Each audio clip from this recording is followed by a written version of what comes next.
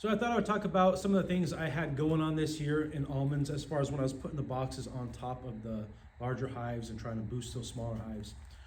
Some things I learned this year on that. One of the things I did when I came back 2 weeks later, some of the hives that had 5 frames of bees, I'd stick a couple more frames of bees in there, so it'd be like 7. When I came back, they were down to 5 frames again. And it's not that I really lost the bees. A lot of the bees went down into the other hive that was doing better. Now, the hives could have been doing better on top if they would have stayed up there, but they didn't do too bad. So they'd have like a couple frames of brood up on top, cap brood. So we were able to go down, grab a couple frames of bees, preferably with brood. So then you're back to 7 frames, and you got 4 frames of brood, cap brood, and in a few days, man, they grew real quick. Some things I learned from that was if the box is below, the double deep below, some of them I had only like 10 frames, 11 frames of bees, and that's not enough bees in that hive to want to make those bees go up into that second hive you're placing on top. So on my bigger hives that I had, yeah, those looked really good. The bees stayed up on top, so maybe some came from the bottom, and they just did really well.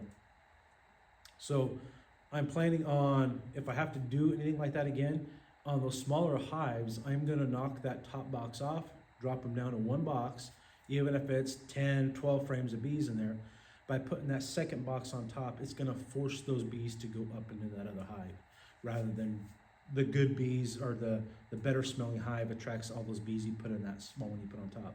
It'll force everything to merge together better, work as more as one hive rather than 2 separate hives, a strong and a weak. They'll be more balanced and work evenly.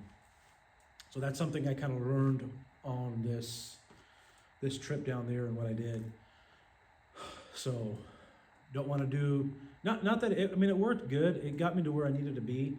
I lost, I think, maybe 3 hives that didn't have any queens.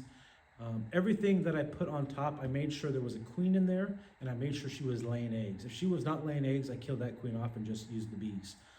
I didn't want to try to mess with a queen that wasn't going to be building the hive up and just messing me up anyways.